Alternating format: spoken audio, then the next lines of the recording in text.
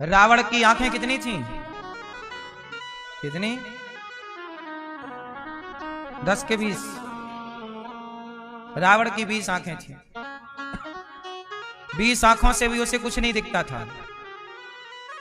20 आंखों से भी उसे कुछ नहीं दिखता था। और हनुमान जी को 2 आंखों से सब कुछ दिख गया।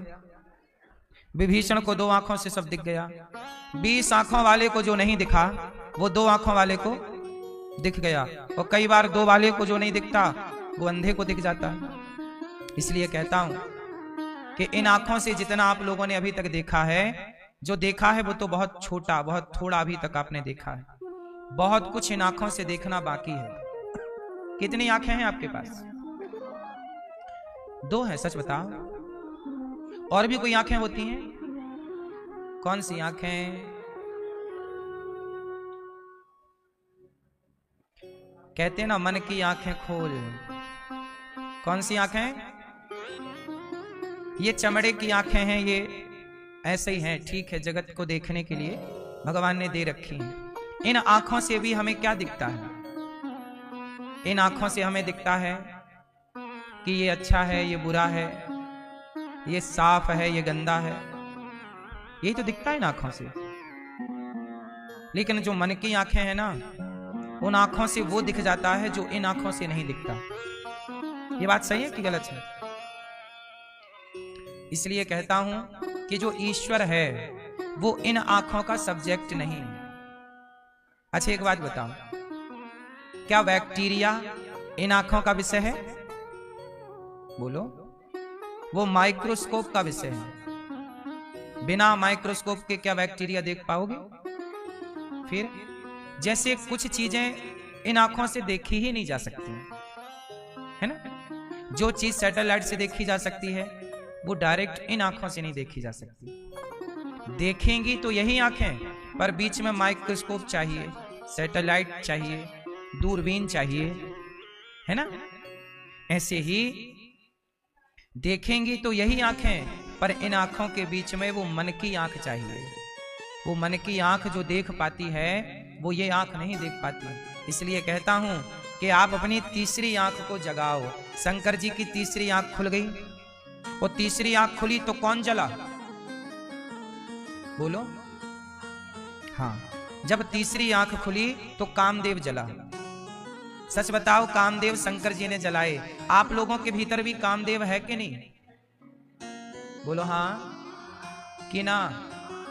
पराई औरत की तरफ मन जा रहा है, पराई मर्द की ओर मन जा रहा है, तो कौन बैठा है आपके अंदर? आपके भीतर भी तो कामदेव है। आपके भीतर भी क्रोध है, आपके भीतर भी लोभ है, आपके भीतर भी अभिमान, एटीट्यूड है, घमंड है। शंकर जी की तीसरी आंख खुली तब कामदेव जला। अच्छा, रावण की तीसरी वाली आंख नहीं खुली तो कामदेव के चक्कर में पड़ा और नाश कर लिया अपना, है ना? इसलिए ये 2 आंखें तो खुली हैं आप लोगों की, पर तीसरी भी खोलने की जरूरत है। क्योंकि तीसरी नहीं खुली तो ये 2 आंखें तो परेशान करती रहेंगी। ये 2 आंखें आपको किस ओर ले जाएंगी जानते हो? 2 आंख वाला कहां जा रहा है? 2 आंख वाला पराई औरत के चक्कर में भाग रहा है। 2 आंख वाला पराई मर्द के चक्कर में भाग रही है। बोलो हाँ। इसलिए कहता हूं तीसरी आंख की जरूरत है। वो आंख जिस आंख से आपका क्रोध समाप्त हो जाए, लोभ समाप्त हो जाए। आपके भीतर बुराइयां हैं या नहीं हैं? वो बुराइयां कैसे जाएंगी? जब आप अपने तीसरा ज्ञान का चक्षु खोलेंगे। कौन सा चक्षु? ज्ञान का। ज्ञान का, भक्ति का, वैराग्य का। और ये चक्षु खोलना कैसे होगा? आप सत्संग में आ गए हैं, 7 दिन बाद आप देखेंगे कि कथा से, सत्संग से, भागवत से आपका ज्ञान चक्षु, भक्ति का चक्षु खुल जाएगा। बस। बिल्ली के बच्चे की आंख जन्म लेते ही खुली रहती है कि बंद रहती है? बिल्ली के बच्चे की आंख बंद रहती है। फिर बिल्ली क्या करती है? 7 घर अपने बच्चे को घुमाती है, 7 जगह उसका स्थानांतरण कराती है, तब जाके बिल्ली के बच्चे की। हाँ, आप लोग भी 7 दिन की कथा सुनेंगे तो आपकी भी आंखें खुल जाएंगी। आंखें खोलने के लिए ही भागवत सुनना चाहिए, आंखें खोलने के लिए ही सत्संग करना चाहिए। और यही करने के लिए हमारी मैया श्रीमती आशा देवी, मैया कहाँ गई, ये मैया श्रीमान महेश चंद्र बांदिल जी, आप सब कथा सुन रहे हैं, मतलब आप अपनी तीसरी आंख, तीसरा चक्षु खोल रहे हैं। आपके सुपुत्र कंचन अतुल बांदिल जी, अतुल जी कहाँ हैं, आशा देवी और स्वर्गीय मुन्ना लाल जी।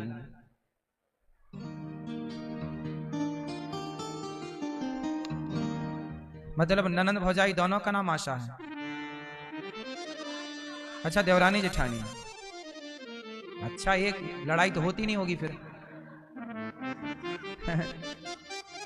एक राशि वाली है ना, तो कोई विवाद नहीं है। अच्छा है।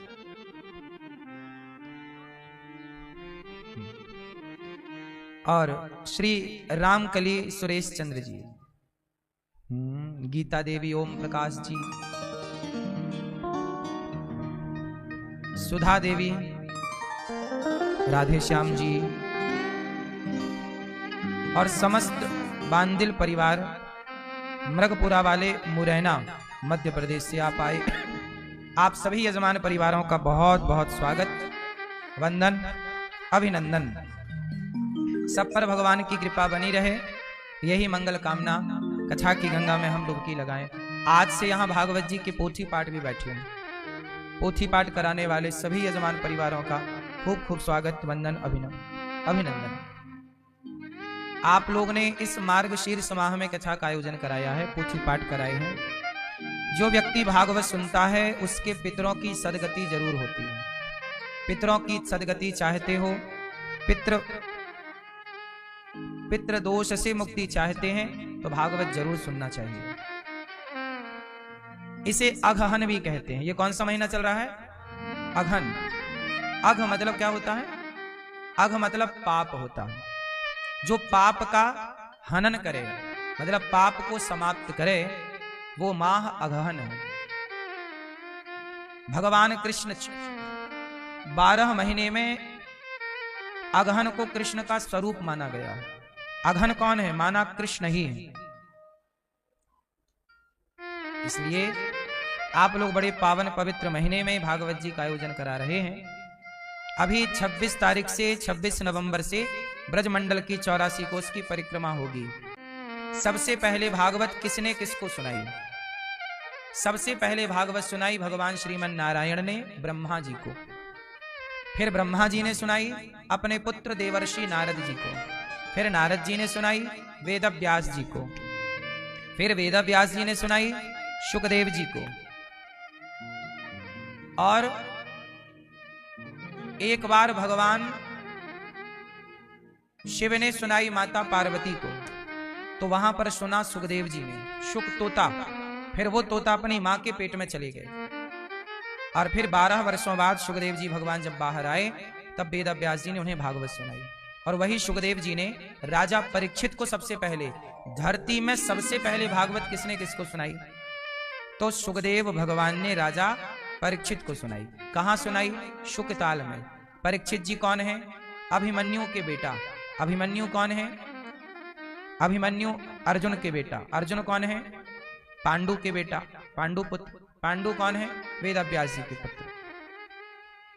तो यह परंपरा सामान्य नहीं है। भागवत जो सुनाता है वो सुखदेव जी हैं और जो सुनता है वो परीक्षित है। अच्छा, परीक्षित जी ने भागवत क्यों सुनी? परीक्षित जी को एक संत का अपमान कर दिया था। परीक्षित जी ने एक सांप को उठाया, मरा हुआ सांप, और एक साधु के गले में लपेट दिया, समीक ऋषि के गले में। तो समीक जी तो समाधि में डूबे थे, उनके गले में सांप लटका के परीक्षित जी चले गए। समीक जी के पुत्र का नाम था श्रृंगी। तो श्रृंगी ऋषि को खबर लगी कि मेरे पिता का अपमान एक राजा से हुआ, और वो राजा कौन है? परीक्षित। तो समीक जी ने, श्रृंगी ऋषि ने कहा कि परीक्षित तुम राजा हो, और राजा का धर्म है कि वो साधु संतों का सम्मान करे, और आप सम्मान की जगह एक साधु के गले में सांप लटका के चले गए। अच्छा, अब सवाल ये खड़ा हुआ कि राजा परीक्षित ने, आखिर इतने पढ़े लिखे, इतने समझदार, भगवान कृष्ण के भगवान कृष्ण की बहन है सुभद्रा है, सुभद्रा के पुत्र अभिमन्यु हैं और अभिमन्यु के बेटे परीक्षित हैं। मतलब ये भगवान के वंश से जुड़े हुए हैं। इतना पवित्र वंश वाला व्यक्ति, इतना धर्मात्मा राजा परीक्षित जी बहुत धर्मात्मा थे। इनके राज्य में कोई चोरी नहीं, कोई डाका नहीं, कोई शराब नहीं, कोई मांस नहीं, कोई चरित्रहीनता, कुछ भी नहीं था। बड़े पवित्र राजा थे। अब सवाल खड़ा हुआ कि इतना पवित्र राजा, इतना समझदार राजा, आखिर कोई समझदार व्यक्ति, देखो दो कौड़ी का व्यक्ति साधु संतों का अपमान करता है तो समझ में आता है कि तो मूर्ख है, क्यों? लेकिन एक समझदार व्यक्ति वो भला साधु संतों का अपमान क्यों करने लग गया? क्यों? जो सदा साधुओं के पांव धोता है, सदा संतों की आरती उतारे, आज क्या उसके मन में आई? परीक्षित जी के मन में ऐसा क्या आया कि उन्होंने एक साधु का अपमान कर दिया? अच्छा, परीक्षित जी ने संत का अपमान क्यों किया आप जानते हैं? हैं? क्यों किया परीक्षित जी ने अपमान? क्योंकि परीक्षित जी के सिर पर अभी कलयुग घूम रहा है। कौन घूम रहा है? कलयुग कैसे घूम गया? तो बात पूरी ऐसी है कि एक दिन परीक्षित जी जंगल जा रहे थे शिकार खेलने। शिकार पहले के राजा महाराजा शिकार करते थे।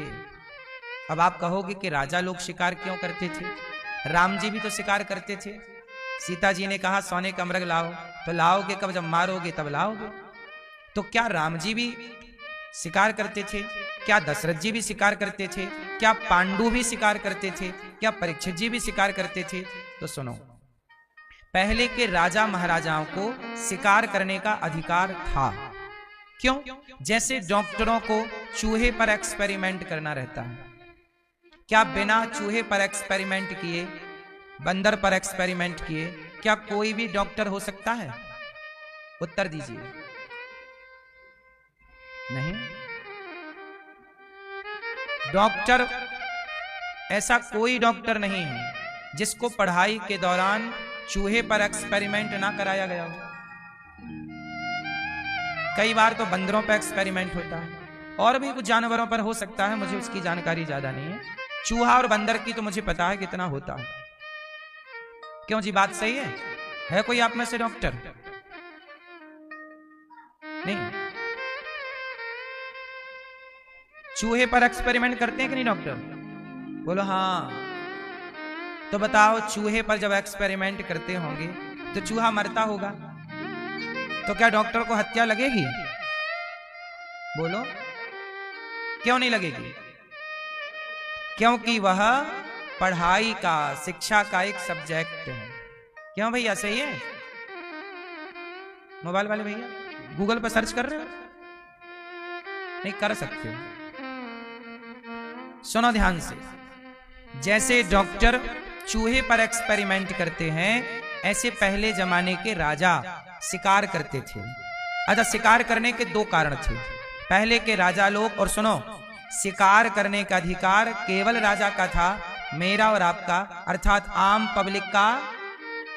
अच्छा, राजा शिकार कर सकता था। शिकार करने के दो कारण थे। कारण आप बता सकते हैं तो आप बताओ। राजा लोग शिकार क्यों करते थे? कारण, राजा लोगों को छूट थी कि आप शिकार करेंगे, आपको शिकार का पूरा अधिकार है, आपको पाप नहीं लगेगा। जैसे डॉक्टर चूहा मारेगा तो वो अपनी शिक्षा के कारण। ऐसे राजा लोग शिकार क्यों करते थे? इसके दो कारण थे। पहला कारण कि जंगल में कुछ दुष्ट प्राणी हो जाते थे। पता है आपको? शेरों में भी कुछ दुष्ट शेर होते हैं जो सबको परेशान करते हैं। हिरण में भी कुछ दुष्ट हिरण होते हैं, जो एक हिरण बलवान है तो वो दूसरे हिरणों को परेशान करता रहेगा। तो राजा का धर्म था कि राजा के लिए जंगल का पशु और पक्षी भी उसकी प्रजा है।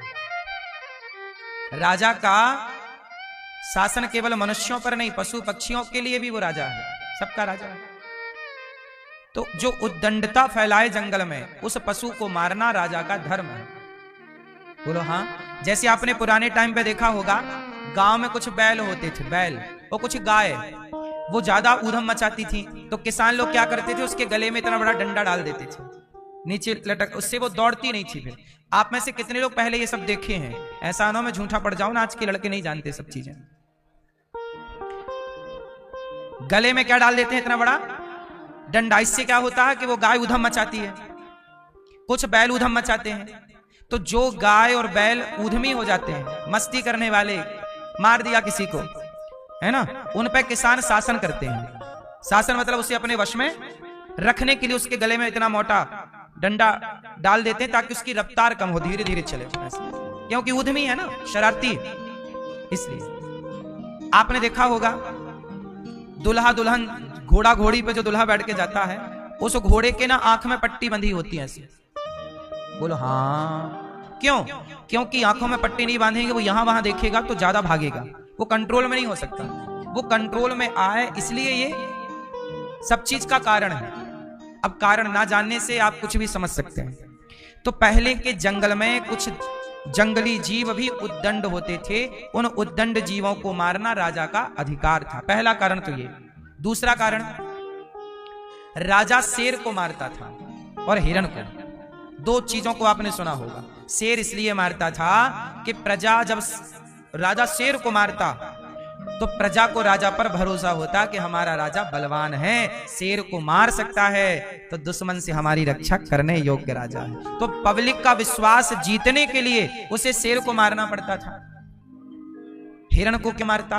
हिरण को वही मार सकता है जो निशानेबाज है। बोलो हाँ। हिरण तो यूं भागता है ना, चुटकी में, इतनी देर में तो भाग गया। हिरण को जो मार सकता है वो निशानेबाज ही होगा, तीरंदाज।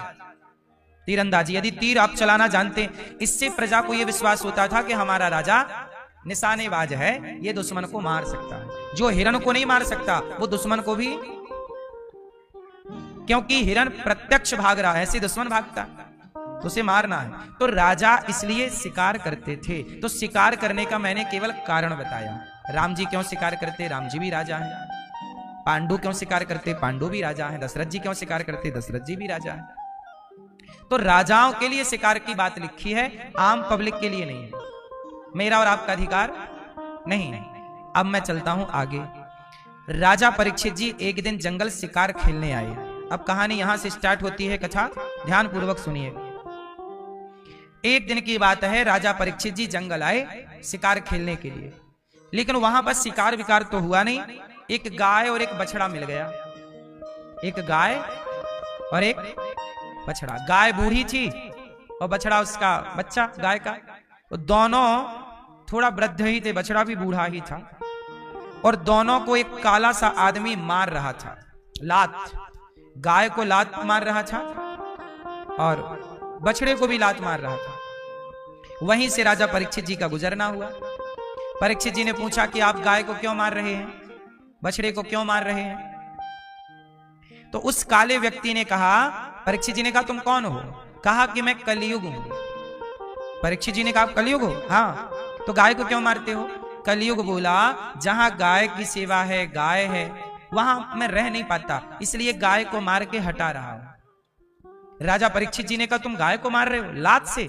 अभी निकल जाओ मेरे राज्य से, वरना तुम्हारी हत्या कर दूंगा। तलवार निकाल ली। कलयुग डर गया। कौन डर गया? कलयुग। कलयुग बोला महाराज मैं कहां जाऊं? जहां जाता हूं आपका शासन है, कहीं आप से दूर जा नहीं सकता, कहां जाऊं? परीक्षित जी ने कहा अभी निकल जाओ राज्य से। महाराज चारों तरफ आपका ही राज्य है, कहां जाऊं? महाराज मैं बहुत बुरा हूं, पर मुझ में एक अच्छाई है। अच्छा आप लोग बताओ, कलयुग बुरा है कि अच्छा है? वो मैया सो रही है पीछे वाली, एक गई मैया। राम राम। ना सो मेरी मां। सुनो, अच्छा ये बताओ कलयुग अच्छा है कि बुरा है? क्या है? अच्छा कि बुरा? मैया कलयुग अच्छा कि बुरा? कलयुग बुरा कि अच्छा? कलयुग बहुत अच्छा है। कलयुग कैसा? अच्छा। कलयुग में क्या अच्छा है? मैया बताएंगे, पीली मैया। कलयुग में क्या अच्छा है? हैं? याद बहुत आती है कलयुग में। किसकी? भगवान की याद बहुत आती है कलयुग में। क्यों? सतयुग में नहीं आती होगी इतनी याद। सही है, सही है। पीछे वाली मैया बताएंगे कलयुग में क्या अच्छा है? हाँ, भगवान की कथा मिल रही। कलयुग में कितना अच्छा, देखो मोबाइल चल रहा मस्त, कथा में भाई मस्त चल रहा मोबाइल, आगे रख लिया मोबाइल, चल रहा इंस्टाग्राम। हाँ, आ गया मुन्नी बदनाम हुई।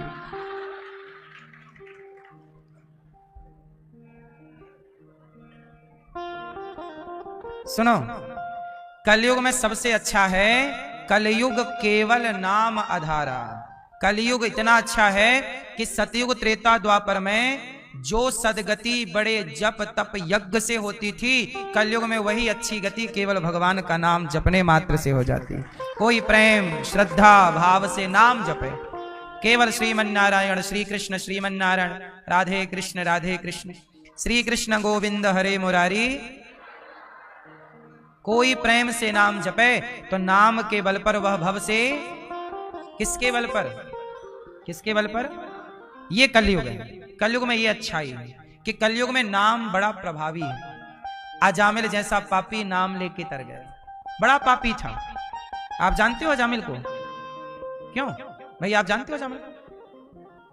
भाई आप जानते हो, आप जानते हैं अजामिल को?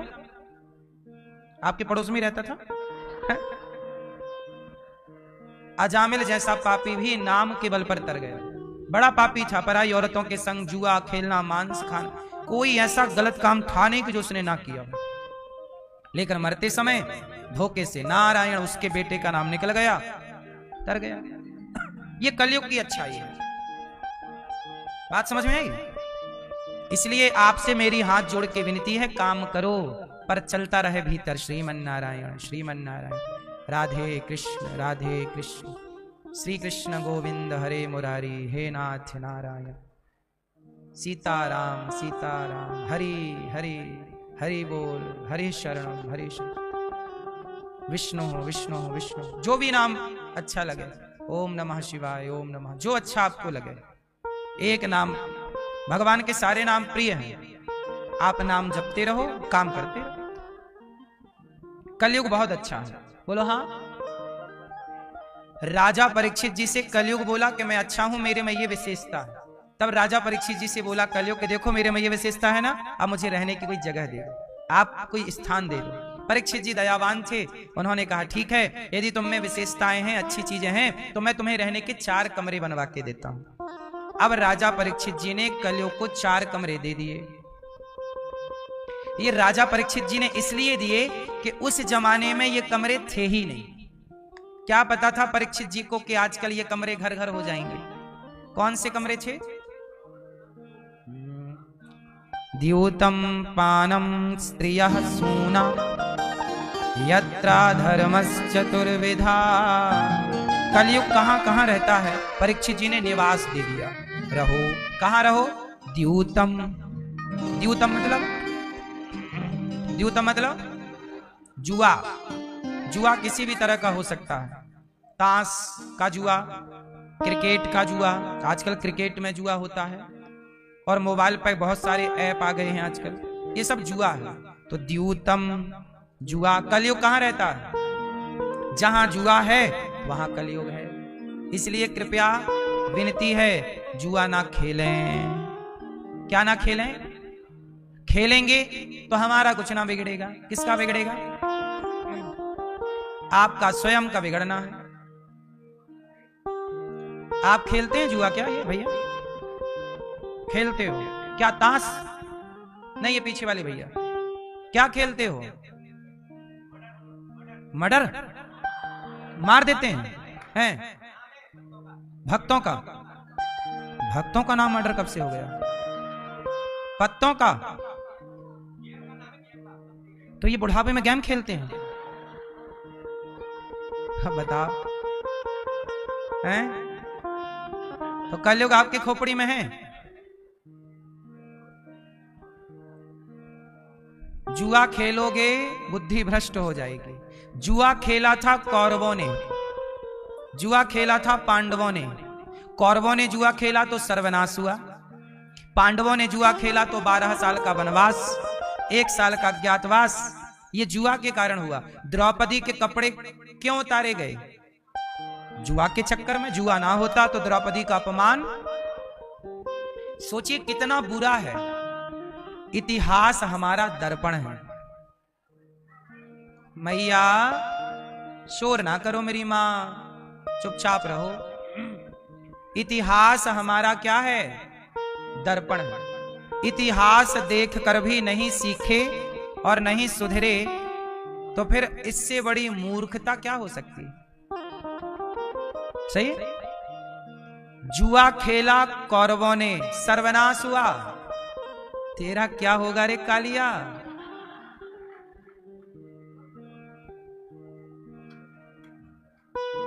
जुआ खेलोगे तो क्या होगा? सर्वनाश। इतिहास साक्षी है, ये हम नहीं बोल रहे हैं। क्यों? जब हम जानते हैं कि ये गलत है। क्यों जाना? क्यों जाना? इतिहास में ये घटना घट चुकी है ना, आप समझ रहे हो ना, फिर क्यों? इसे तो जानकर कुल्हाड़ी मारना बोलेंगे पांव में। मैं जानता हूं कि जुआ खेलना गलत है, फिर भी मैं जुआ खेलूं तो मेरा नुकसान तो होगा। बोलो हाँ। द्यूतम, जुआ ना खेलिएगा। बोलो हाँ। तो अब ना खेलना भैया जी, हैं? पक्का वादा? सही नहीं खेलोगे? पक्का? खाओ मां कसम। मनी चली गई तो क्या हुआ? खाओ मां कसम के जुआ नहीं खेलेंगे। नहीं खेलोगे? अब नहीं करोगे मर्डर? द्यूतम। घर वाली हैं? मैया आपकी कसम खा रहे हैं। अब नहीं खेलेंगे, वो समझदार हैं। द्यूतम, इतिहास उठाना जुआ का। जिन जिन ने जुआ खेला है, कितने लड़के बर्बाद हो गए जुआ खेल के। 10 लाख का कर्जा हो गया, 5 लाख का कर्जा हो गया, लाख का कर्जा, किसी के 50 लाख भी बर्बाद हो गए जुआ के चक्कर। क्यों? जो गलत है मतलब गलत। देखो गलत को आप कितना भी, नीम में कितना भी शहद लगाओ वो रहेगी कड़वी ही। जुआ को कितना भी तुम सही बताओ, सही समझो, लेकिन रहेगा वो। जो गलत है उसे गलत ही कहो। जुआ गलत है मतलब गलत। क्यों? बात सही है, गलत है। द्यूतम। कलयुग का दूसरा ठिकाना है पानम। क्या है भैया? पानम।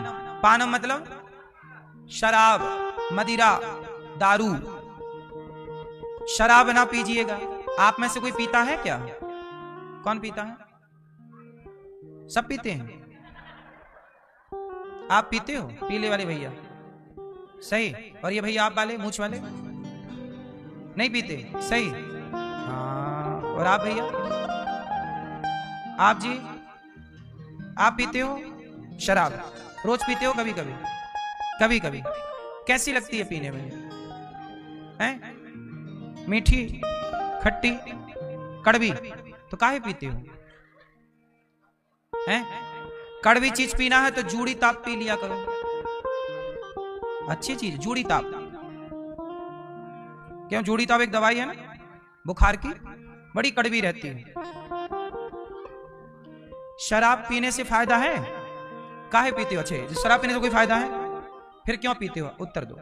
जब फायदा नहीं है, स्वाद भी अच्छा नहीं है, क्यों पीते हो? हैं? हैं? सब लोग चुप रहो, इनको बोलने दो। कभी कभार आपका विवाह हो गया, पत्नी को ही पिलाते हो और बच्चों को? क्यों? बेटा है, बेटी है, बेटा है, उसको भी देते हो शराब थोड़ी सी चम्मच में? दिया करो कभी कभी उसे भी। आप भी तो कभी कभी पीते हो, कभी कभी उसके लिए भी ले आया करो। ले बेटा आज तेरे लिए लाया हूं पौआ, पी। अच्छा शराब पीना सही है? शराबियों का तो नहीं आया फोन? ये बताओ आप पियोगे कि नहीं शराब? शराब नहीं पियोगे? शराब पीना सही है कि गलत है?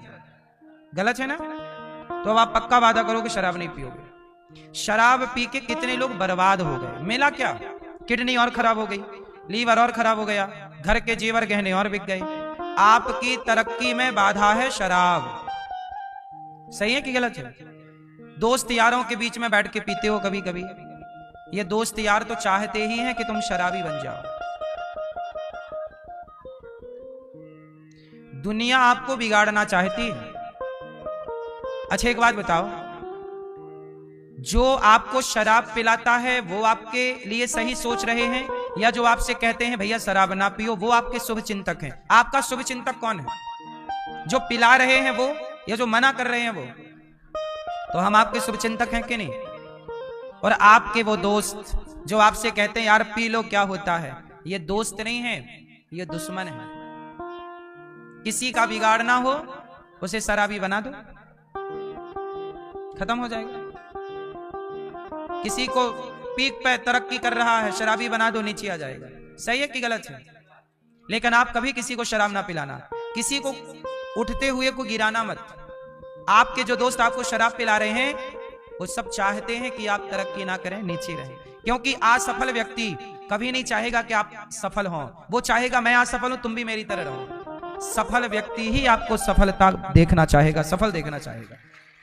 असफल व्यक्ति कभी आपको सफल होने क्यों देगा? वो अपने दृष्टिकोण से आपको देखेगा, अपने नजरिए से देखेगा, और अपनी जगह ही आपको देखना चाहेगा कि मैं यहां हूं, तुम भी यहीं रहो, तुम आगे ना जाओ। और ये बात सबके लिए हम बोल रहे हैं। आपका कोई दोस्त आपको शराब पिलाए, वो आपका सबसे बड़ा दुश्मन है। क्यों जी? बात सही। चलो, दोस्त किसे कहते हैं? जरा दोस्त की परिभाषा आप दो। दोस्त किसे कहते हैं? मित्र। देखो, चुप रहिएगा, सब लोगों से मेरी विनती है। मैं हर बात 1-1 करोड़ की बता रहा हूं, आपको समझ नहीं आए वो आपका अपना विषय है, लेकिन बात सारी 1-1 करोड़ की है। बोलो हाँ। तो बताओ, मित्र किसे कहते हैं? बुरे वक्त में काम आए वो मित्र है। जैसे शराब पीने का मन है और लेके बोतल आ जाए, मित्र किसे कहते हैं? मित्र किसे कहते हैं? मित्र किसे कहते हैं? बुरे वक्त में काम आए वो तो मित्र है। ये तो है ही परिभाषा, इससे कोई नकार नहीं रहा है। जो ना मित्र दुख हो ही दुखारी, तेना ही विलोकत पातक भारी। ये तुलसीदास जी लिख रहे हैं, राम जी कह रहे हैं सुग्रीव को कि मित्र तू मेरा मित्र। लेकिन एक परिभाषा सुनो, याद कर लेना ये परिभाषा। मित्र किसे कहते हैं? जो, अच्छा एक बात बताओ, इतिहास में एक मित्रता याद की जाती है। एक मित्रता तो कृष्ण और सुदामा की है, लेकिन एक मित्रता कर्ण और दुर्योधन की है। कर्ण और, अच्छा ये बताओ, कर्ण और दुर्योधन की मैं बात करूं यहां पर, कर्ण और दुर्योधन की मित्रता, ये मित्रता सही है कि गलत है? कर्ण ने दुर्योधन का साथ दिया, मरते वक्त तक साथ दिया। बताओ, कर्ण सही है कि गलत है? कर्ण सही है या गलत है? बस इतना सा प्रश्न है, बोलो। कर्ण ने मित्र का साथ दिया, अब बताओ सही है कर्ण की गलत है? मैया क्या बोलती तू? क्या है कर्ण?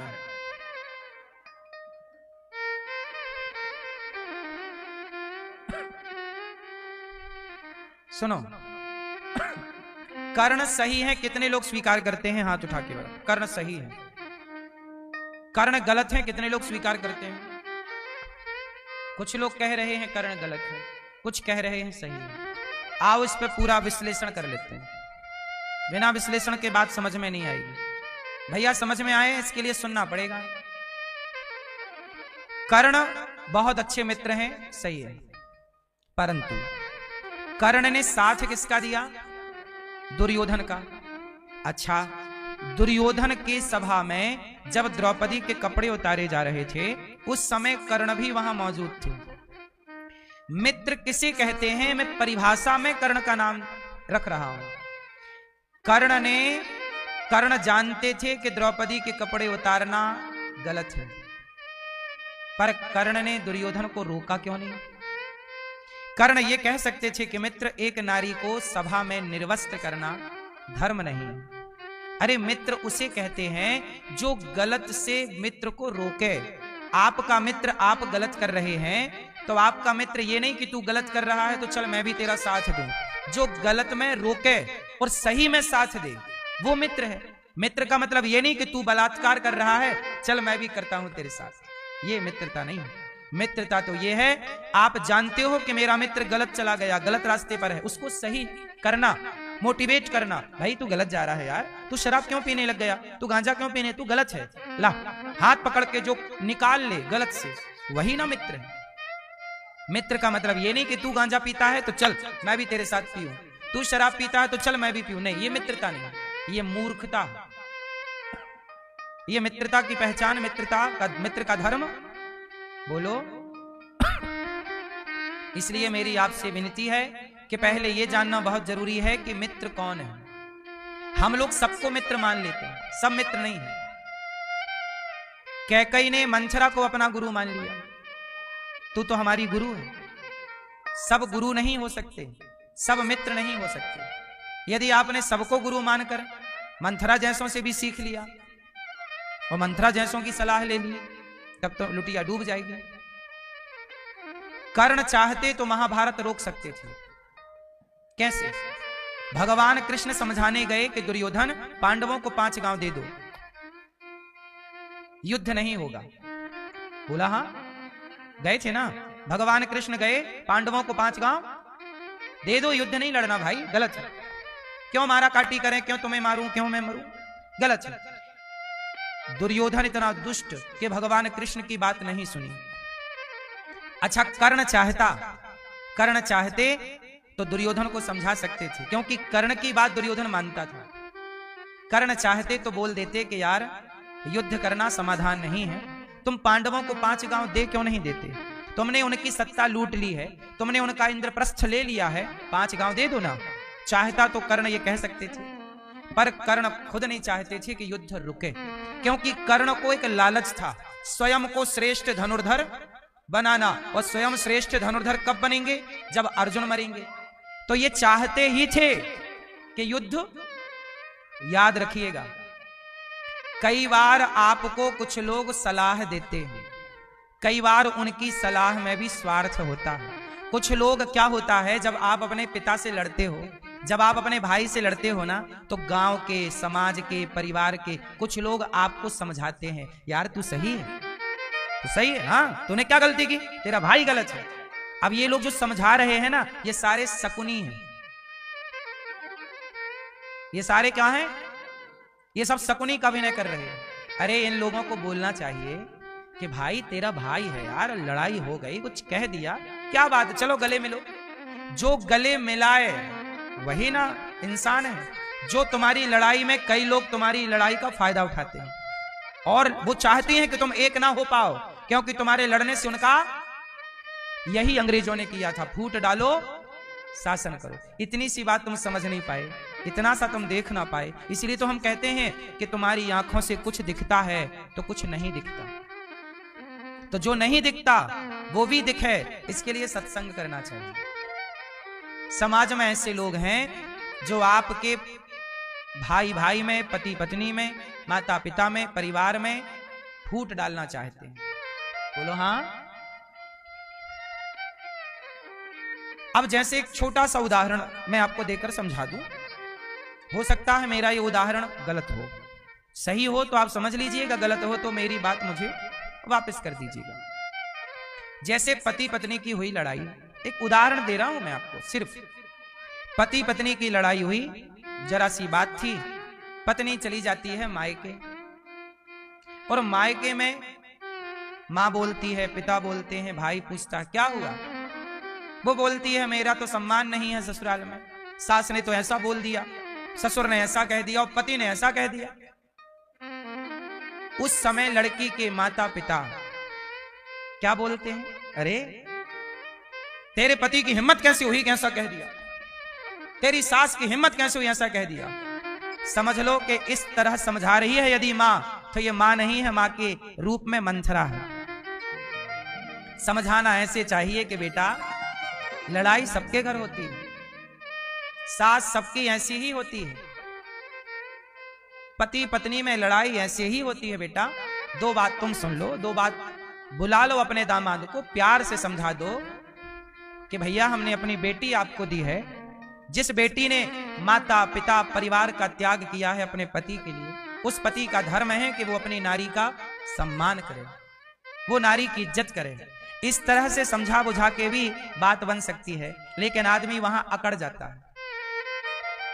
और उस अकड़ में अपने हंसते खेलते घर में आग लगा के और पूरे रिश्ते समाप्त कर लेता है। और फिर लोग उम्मीद करते हैं कि चलो जी तुमसे तलाक लेंगे, और तलाक लेने के बाद साल 2 साल के अंदर आप दूसरा लड़का ढूंढने लग जाते हैं। तो क्या गारंटी है कि जो दूसरा वाला मिलेगा वो नहीं डांटेगा, या दूसरी वाली जो औरत आएगी, पत्नी आएगी, वो तुम्हें कुछ अपशब्द नहीं कहेगी? इसकी गारंटी कौन लेगा? सारी जिंदगी बर्तन यदि एक साथ हैं तो खटपट होगी। बोलो हाँ। घाव हो जाता है तो हम घाव होने से हाथ नहीं काटते, उस पर दवाई करके उसका इलाज करते हैं। रिश्ते खराब हो गए तो रिश्ते त्यागते नहीं हैं, उन्हें समझा बुझाकर ठीक करने का प्रयास करते हैं। और ठीक क्या नहीं हो सकता? ठीक क्या नहीं हो सकता ये बताइए? बोलो मां मेरी मैया, ठीक क्या नहीं हो सकता? टूटी हड्डी जुड़ सकती है तो टूटे रिश्ते क्यों नहीं जुड़ सकते? प्रकृति कैसी है? हड्डी टूट गई ना आपकी, 2 टुकड़े हो गई, तो 2 टुकड़े हड्डी भी जुड़कर एक हो सकती है, हो जाती है और नेचुरल होती है। प्लास्टर चढ़ा दिया सही जगह चिपका के, खत्म बात। प्रकृति अपने से उसे ठीक करती है, शरीर अपने से उसे ठीक करता। बोलो हाँ। फिर जब प्रकृति ये कहती है कि 2 हड्डी, टूटी हुई हड्डी एक हो सकती है, तो चलो आज हमारी आपकी खटास, आज हमारी तुम्हारी लड़ाई है, पर जरूरी थोड़ी है कि आज लड़ाई है तो कल भी लड़ाई रहे। हम कल एक भी तो हो सकते हैं, एक होने की संभावना भी तो है। बोलो हाँ। यदि आप चाहो तो सारी संभावनाएं हैं, और आप चाहो ही ना तब कोई संभावना नहीं। इसलिए भगवान कृष्ण शांति दूत बनकर के गए कि महाभारत से पहले मैं शांति दूत बनकर जाऊं, कल को दुनिया ये ना कहे कि आपने प्रयास नहीं किया था। मैंने तो प्रयास किया जोड़ने का, टालने का, महाभारत टालने का। अब फिर भी तुम्हारी मूर्खता, तुम्हारी अज्ञानता, तुम्हारा एटीट्यूड, दुर्योधन का अभिमान और कर्ण की अज्ञानता, कर्ण का ये घमंड कि मैं सबसे बड़ा बलवान हूं, कैसे साबित होऊंगा? मैं अर्जुन को मारूंगा। अपने को बड़ा मानने, अपने को बड़ा साबित करने के चक्कर में करोड़ों निर्दोष लोगों की हत्या हो गई। कितनी सेना मारी गई, कितने लोग मारे गए, कितनी माएं स्त्रियां विधवा हो गईं, कितनों के बेटा चले गए, भाई चले गए, बच्चे अनाथ हो गए। केवल एक कर्ण को अपने आप को खड़ा करना था कि जी मैं बड़ा हूं, मैं श्रेष्ठ धनुर्धर हूं। इसलिए मेरी मां, कई बार व्यक्ति का स्वयं का अहंकार औरों को ले डूबता है। उदाहरण दूसरा देखिए, गलती रावण ने की, सीता मां को चुरा लिया। रावण की गलती का परिणाम क्या हुआ? रावण के 1 लाख बेटे जो कि निर्दोष थे सारे मारे गए। 1.25 लाख नाती जो कि निर्दोष थे सभी मारे गए। लंका की सेना जो कि निर्दोष थी सभी मारी गई। किसके चक्कर में? एक आदमी, एक वो व्यक्ति जिसको सुधरने का मौका राम ने दिया। हनुमान जी गए, भैया मान जा, सीता मैया वापस कर दे। अंगद जी गए, भैया मान जा, वापस कर दे। बार बार समझाया है राम जी ने रावण को, बार बार समझाया है भगवान कृष्ण ने दुर्योधन को। याद रखिएगा, जब आप लोग भी कुछ गलत करते हो तब बार बार आपकी आत्मा, आपका गुरु, आपकी माता, आपके पिता, आपके अच्छे मित्र समझाते हैं यार ये मत कर, पर आप नहीं सुनते। मैं समझा रहा हूं, शराब ना पियो, मांस ना खाओ, गलत ना करो, लेकिन आप नहीं सुनते और गलत करते हैं और बाद में आप परिणाम भोगते हैं, तब आप रोते हैं मेरे साथ ऐसा हुआ। जब समझाया जा रहा था क्यों नहीं समझा? कर्ण को भी समझाया था भगवान कृष्ण ने कि देख कर्ण, तू कुंती का बेटा है, राधे नहीं। रावण को भी समझाया, दुर्योधन को भी समझाया। ऐसे प्रकृति हमें भी समझाती है, गुरु के माध्यम से, माता पिता के माध्यम से, बड़े बुजुर्गों के माध्यम से। हम लोग नहीं समझते, हमके लगता है यार ये तो गधा मूर्ख है, हम ही होशियार हैं। और गलती आप करते हैं और बाद में परिणाम बुरा होता है। फिर आप रोते हैं, फिर दोष किसे देते हैं? काल ही कर्म ही ईश्वर ही, मिथ्या दोष लगाएं। काल कर्म और ईश्वर को लोग मिथ्या दोषी मानते हैं कि उनके कारण हुआ। अब मैं आता हूं पुनः उसी बात पर। बताइए, दुर्योधन चाहते तो महाभारत टल जाता कि नहीं? दुर्योधन नहीं, कर्ण दुर्योधन को सही गाइड कर देते, शिक्षा दे देते, नहीं मित्र ऐसा नहीं करना चाहिए। लेकिन उन्हें तो खुद को बड़ा धनुर्धर साबित करने की पड़ी थी ना, कि मैं अर्जुन को मार दूंगा तो दुनिया का सबसे श्रेष्ठ धनुर्धर मैं हूं। ये अपने को बड़ा करने के चक्कर में लोग दूसरे को मारना चाहते हैं। और हम ये कहते हैं कि अपनी लकीर बड़ी जरूर करनी चाहिए, पर दूसरे की लकीर को छेड़े बिना, उसे छेड़िए मत, आप बेहतर करिए। लड़ाइयां लड़नी जरूरी हैं, पर वो लड़ाइयां लड़िए जो धर्म है। व्यर्थ में क्यों लड़ना, है ना मेरी मां? तो मित्र कैसा है?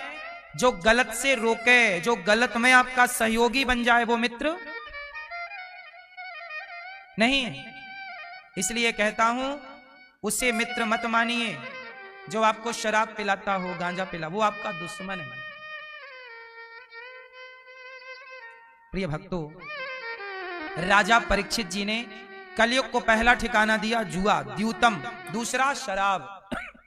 शराब ना पीजिएगा, मित्रों के चक्कर में ना पड़िए, ये गधे आपको नाश करना चाहते हैं। द्यूतम पानम, छोरा बैठ जाओ लाला। द्यूतम पानम, स्त्रिया, कलयुग का तीसरा स्थान है स्त्रिया। स्त्रिया मतलब पर नारी, पर पुरुष। स्त्रिया मतलब, बोलो मेरी मां, पर नारी पर पुरुष। पर नारी पैनी छुरी, तीन तरफ से खाए, धन हरे यौवन हरे, घोर नरक ले जाए।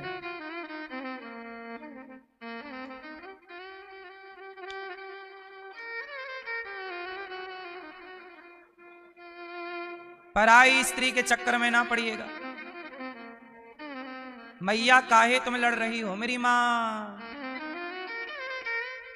चुप नहीं रह सकती हो। तुम्हारी बहू के साथ तुम क्या व्यवहार करती होगी, और सास के संग? कौन बोल रहा है इतना ज्यादा? पीली मैया हैं? मैया वृंदावन आके भी तुम लड़ रही हो, बताओ। यहां भी खा खा खा खा खा खा चल रहा है। 2 घंटे चुप नहीं बैठ सकती मैया, यहां भी लड़ना। बहू सोचो कैसे रहती होगी इनकी। और यही रोती है बाद में, बहू खाना नहीं देती। तुम्हारे ढंग है खाना लेने के।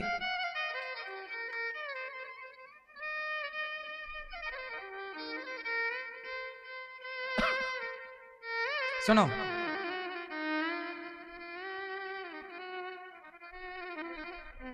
कलयुग का तीसरा स्थान पर नारी पर पुरुष।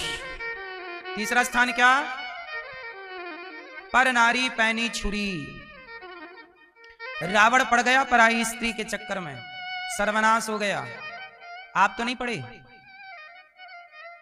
क्यों? आप लोग तो नहीं देखते पराई औरत? क्यों भैया? सामने वाली खिड़की में एक चांद का टुकड़ा रहता है। ये गाना कौन गा रहा था? हैं? पराई के चक्कर में जो पड़ा नाश हुआ।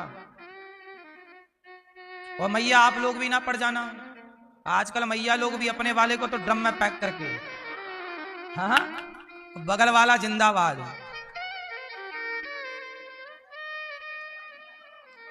हैं?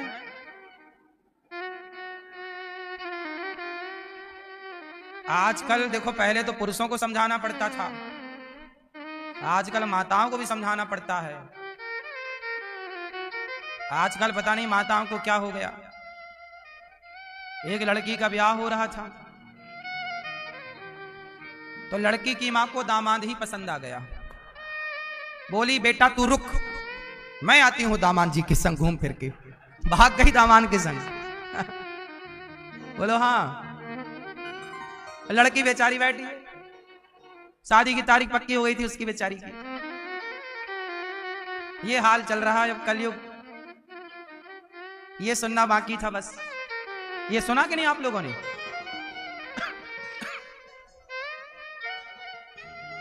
तो चाहे स्त्रियां हों चाहे पुरुष, दोनों ही खतरे में हैं यदि आप पर के चक्कर में पड़ गए। पर पुरुष और पर रावण उदाहरण है, और रावण की बहन भी उदाहरण है। सूपनखा रावण के बहिनी, वो भी पड़ गई चक्कर में, उसकी नाक वाक काटी गई बाद में। इसलिए कहता हूं बचिएगा, जितना बच सकते हैं उतना बचिएगा। पर नारी पैनी छुरी, इसलिए विवाह कर लो, अपनी पत्नी के संग रहो, अपने पति के साथ रहो। और यदि तनिक भी तुम्हारा मन भटका तो देख लेना सर्वनाश होगा। जिनने यहां वहां ताक झांक की है उनका घर देख लो।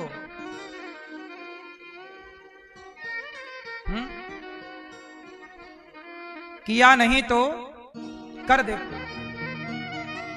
जिसने जिसने दगा किया है उसका जाकर घर देखो, है ना।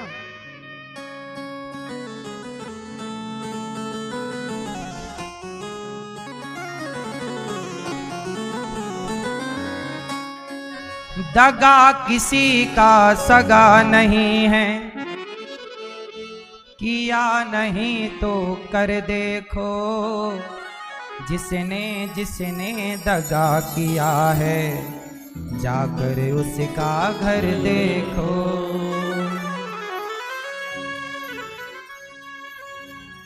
दगा किसी का सगा नहीं है, दगा किसी का सगा नहीं है, किया नहीं तो कर देखो। जिसने जिसने दगा किया है जाकर उसका घर देखो। अच्छा एक बात बताओ, पत्नी को धोखा दे देना, पति को धोखा दे देना, ये दगा ही तो है। दगा किसी का सगा नहीं है, दगा किसी का सगा नहीं है, किया नहीं तो कर देखो। जिसने जिसने दगा किया है जाकर उसका घर देखो। जिसने जिसने दगा किया है जाकर उसका घर देखो। दगा किसी का सगा नहीं है, दगा किसी का सगा नहीं है, किया नहीं तो कर देखो। जिसने जिसने दगा किया है जाकर उसका घर देखो। जिसने जिसने दगा किया है जाकर उसका घर देखो। दगा किया था रावण ने जब साधु भेष बनाया था। भिक्षा लेने गया था लेकिन सीता को हर लाया था। दुर्योधन की चालाकी को नटवर नागर देख रहा। बिना शत्रु के वंश मिटाया लीला नटवर की देखो। जिसने जिसने दगा किया है। साहब कभी किसी का विश्वास मत तोड़िएगा। क्या ना तोड़िएगा? पत्नी विश्वास करती है आप पर, ना तोड़िएगा। पति विश्वास करता है आप पर, ना तोड़िएगा। विश्वास टूट जाता है ना तो सब कुछ टूट जाता है। आजकल बच्चे क्या कर रहे हैं, कुछ बच्चे अपने माता पिता का भरोसा तोड़ देते हैं। माँ बाप को बड़ा भरोसा है कि मेरा बच्चा अच्छा है, मेरा बच्चा बड़ा आज्ञाकारी है, मेरा बेटा धोखा नहीं देगा। कई बार लड़कियां लड़के मनमाने तरीके से किसी लड़की किसी लड़के के संग भाग जाते हैं। माँ बाप के सपने टूट जाते हैं, माँ बाप जीते जी मर जाते हैं। समाज में इज्जत समाप्त कर देते हैं कुछ बच्चे।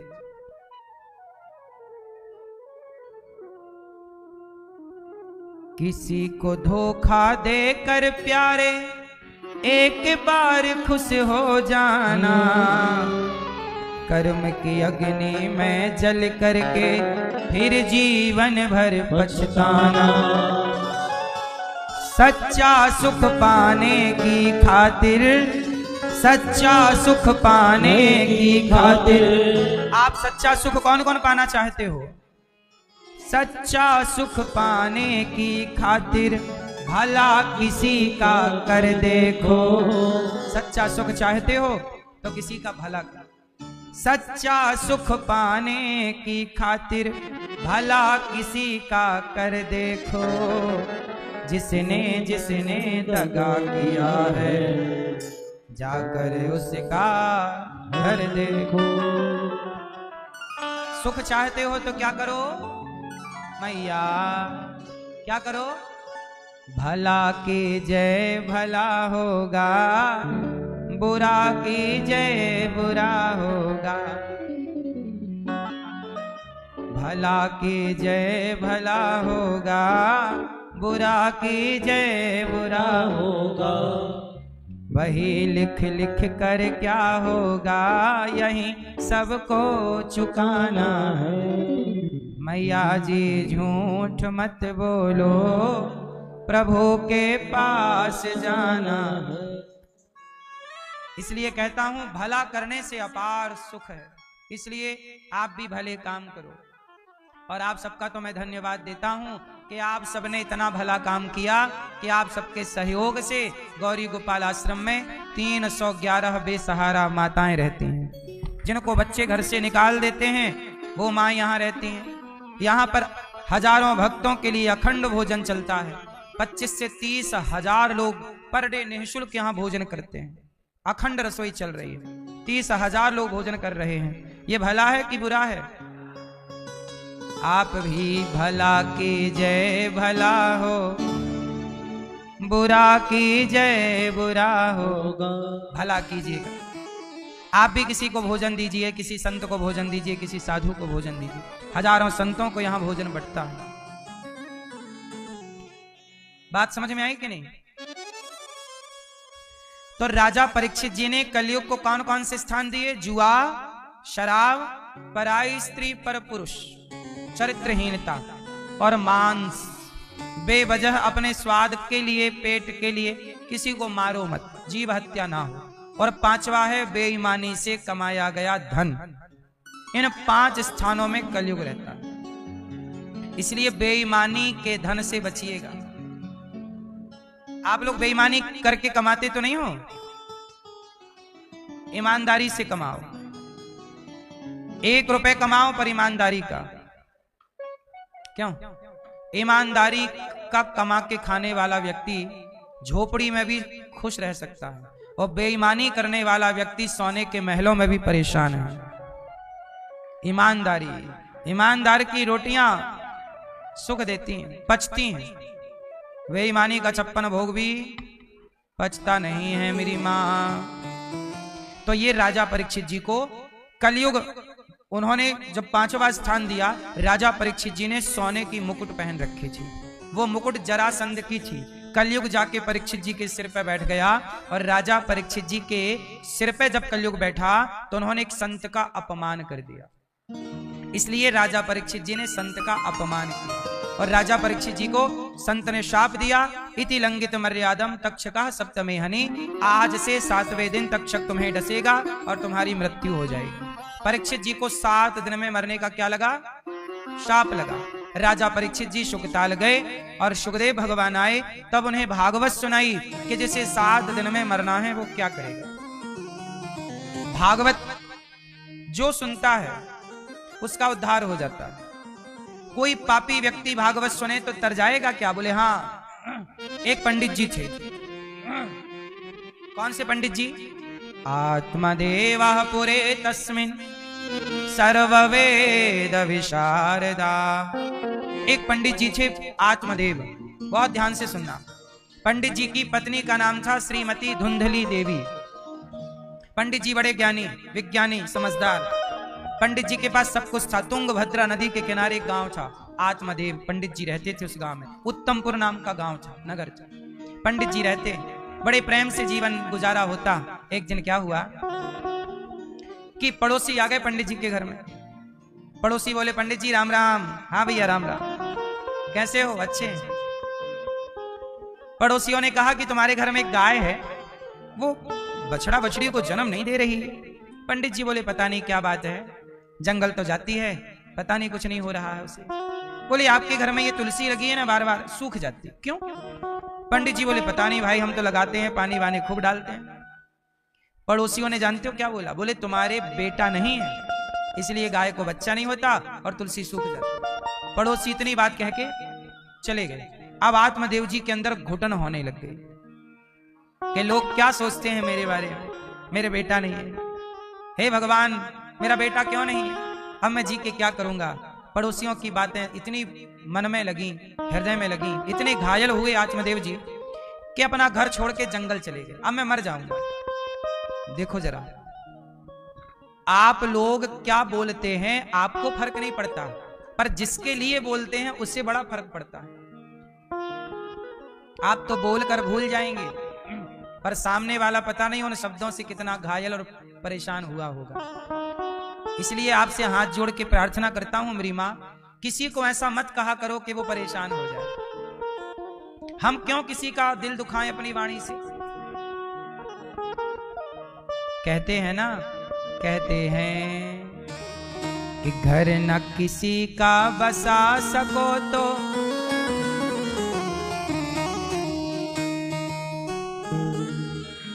घर न किसी का बसा सको तो झोपड़ियां न जला देना। मलहम पट्टी कर न सको तो खार नमक न लगा देना।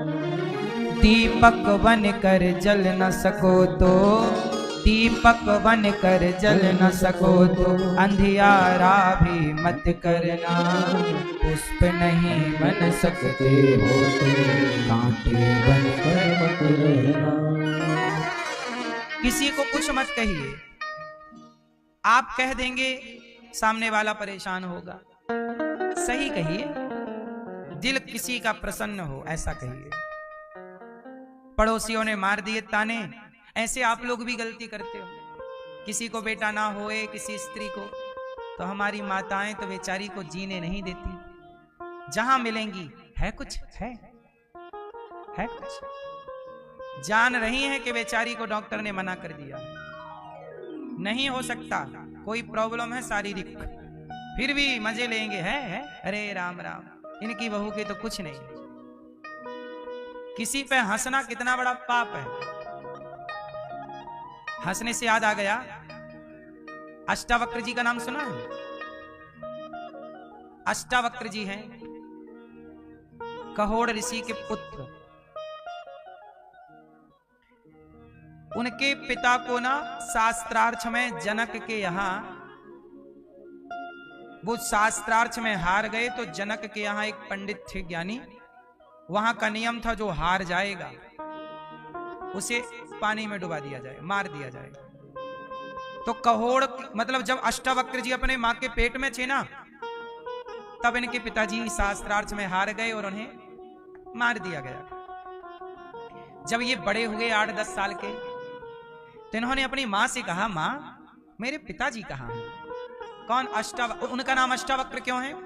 क्योंकि वो 8 जगह से टेढ़े थे। आप ये कह सकते हैं कि वो हाथ टेढ़ा, ये कमर टेढ़ी, कुबड़ कह सकते हैं, कुबड़े थे। 8 जगह से टेढ़े थे। चलते थे ना तो उनका शरीर 8 जगह से लचकता था। देखने में अच्छे नहीं थे, दिखने में भी अच्छे। अब जो 8 जगह से टेढ़ा होगा, काले, पर वो बड़े ज्ञानी थे। एक दिन मां से कहा, मां मेरे पिताजी कहाँ हैं? मां ने कहा, बेटा पिताजी हैं, तुम अभी पढ़ो। पढ़ लिख के वो योग्य हो गए। मां मेरे पिताजी कहाँ हैं? मां ने कहा, बेटा क्या करोगे जान के पिताजी का? ना मां मुझे जानना। तब मां ने जबरदस्ती की, मेरे पिता कहाँ बता। मां ने तब बताया कि तुम्हारे पिता जनक की सभा में गए थे और वहां बंदी नाम का एक विद्वान पंडित, उन्होंने तुम्हारे पिता को शास्त्रार्थ में हरा दिया और वो पानी में डूब गए, उन्हें डुबा दिया, मर गए। अष्टावक्र जी बोले, मैं जाऊंगा। मां बोली, बेटा मैं पति गवा चुकी हूं, पुत्र नहीं, तुम ही तो मेरा सहारा हो। अब देखना, हंसने से मुझे ये बात याद आई, आप भी जरा हंसिएगा, सुनिएगा कि हंसना भी क्या है। हंसना चाहिए वहां जहां हंसने की बात हो, जरूर हंसते रहना चाहिए, जरूर हंसना चाहिए वहां जहां हंसने की बात है। पर जहां बात हंसने की नहीं है, वहां कदापि नहीं हंसना चाहिए। हाँ, जिंदगी कैसी हो, हंसते हंसते कट जाए रस्ते, जिंदगी यूं ही चलती रहे। तो जिंदगी हंसते हंसते गुजरे, हंसना चाहिए। हंसना जरूर चाहिए, पर किसी पर कभी नहीं हंसना चाहिए। अष्टावक्र जी चले, मां आशीर्वाद प्रणाम, चले। अब अष्टावक्र जी जब चलते ना तो भांगड़ा डिस्को एक साथ होता, उनका शरीर लचकीला था। जनक की सभा में पहुंचे तो द्वारपालों ने रोक दिया, रुको, कौन हो तुम? अष्टावक्र जी ने कहा, मुझे जनक से मिलना है। राजा जनक के यहाँ कोई बंदी नाम का विद्वान ब्राह्मण है, मुझे उससे शास्त्रार्थ करना है। द्वारपाल बोले, बच्चा तुम बेटा बच्चे हो, तुम्हारी उम्र बंदी से शास्त्रार्थ कर, बंदी बहुत बड़ा ज्ञानी है, बड़े बड़े ज्ञानियों को पछाड़ चुका है, तुम तो बालक हो। अष्टावक्र जी बोले, नहीं मुझे जाने दो। जब द्वारपालों ने रोका, अष्टावक्र जी ने विरोध किया तो आवाज चली गई जनक के यहाँ। जनक जी बोले, आने दो आने दो। आए, जनक का दरबार लगा हुआ था, सभा बड़ी थी, जनक बड़े विद्वान थे। जैसे ही अष्टावक्र जी घुसे ना, अष्टावक्र जी जब घुसे तो अष्टावक्र जी को देखकर जनक के दरबार में जितने लोग बैठे थे सब हंसने लगे, हा हा हा, खूब हंसे, खूब हंसे, क्योंकि उनका चलना टेढ़ा टापता था, तो देख के सबको हंसी आ गई, सब हंसे। और जब सब हंसे तो अष्टावक्र जी भी हंसे, हा हा हा हा। अष्टावक्र जी हंसे तो जनक ने कहा कि महाराज, सभा के लोग इसलिए हंसे कि आप टेढ़े हैं, पर आप किस पर हंसे ये बताइए। तब अष्टावक्र जी ने कहा, महाराज क्षमा कीजिएगा, मैंने तो सुना था कि आपकी सभा में विद्वान लोग बैठते हैं, आज आकर देखा तो पता चला कि यहां तो मोची बैठे हैं। मोची? हाँ, चमड़े की पहचान किसे होती है? मोची को। पूछो इन मोचियों से, पूछो इन लोगों से, अपने मूर्खों से, अपने मूर्ख विद्वानों से पूछो कि वो किस पर हंसे, मुझ पर हंसे या मुझे बनाने वाले पर हंसे। क्योंकि यदि आज मैं टेढ़ा हूं, आज मैं लंगड़ा हूं, तो मैंने नहीं बनाया, मुझे बनाने वाले ने ऐसा बनाया, इसमें मेरी क्या गलती? मैं ऐसा हूं, इसमें मेरी क्या गलती? आप ऐसे हैं, इसमें आपकी क्या गलती है? आपको बनाने वाले ने जैसा आपको बना दिया आप वैसे, इसमें आपकी क्या गलती? पूछो इन मूर्खों से, ये हंसे किस पर? मुझ पर हंसे या मुझे बनाने वाले पर हंसे? अब राजा जनक की सभा बिल्कुल स्तब्ध हो गई, चुप। जनक जी की सभा में कोई उत्तर नहीं। किस पर हंसे? मुझ पर हंसे या मुझे बनाने वाले पर? क्यों मैया, आप हो कि आपको बनाने वाला है? आप हो, आप हो, क्यों बताओ जरा, आप लोग हैं कि नहीं है? आपका अपना अस्तित्व है? हैं? हमारा अपना कोई अस्तित्व नहीं। हमारा रूप रंग हमने डिसाइड नहीं किया, हमारी आंख कान हमने डिसाइड नहीं किए, हमारे हाथ पांव हमने डिसाइड नहीं किए। किसी के एक हाथ में 6 उंगलियां होती हैं, बोलो हाँ, तो क्या उसने डिसाइड किया था कि 6 होने चाहिए?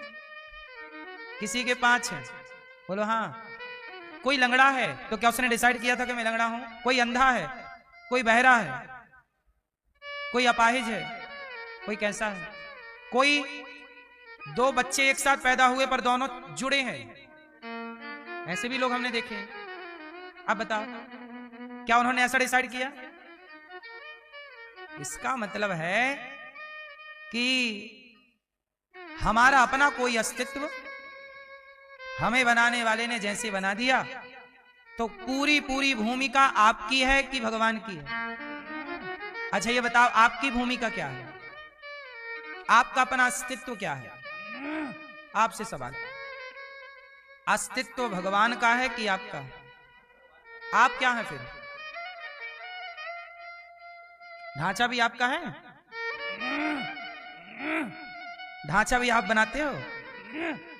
फिर ढांचा आपका है? क्या है आपका? भैया आप बताओ, आपके पास आपका क्या है? आपके पास आपका क्या है? आंखें आपकी हैं, ना देते भगवान तो आप कहां से लाते? कान आपके हैं, ना देते भगवान आप कहां से लाते? पांव आपके हैं, ना देते भगवान आप कहां से लाते? बुद्धि आपकी है, ना देते भगवान आप कहां से लाते? हाथ आपका है, ना देते भगवान आप कहां से लाते? क्या आपका है आप बताओ? इसलिए आप जीरो हैं, हम जीरो हैं, हमारे जीरो के साथ कौन जुड़ा है? अंक। जीरो के साथ एक खड़ा हो जाता है तो जीरो 10 हो जाता है, और एक हट जाए तो जीरो जीरो है। ऐसे हम जीरो हैं और भगवान एक हैं, तो भगवान एक और हम जीरो, हम दोनों हो गए 10।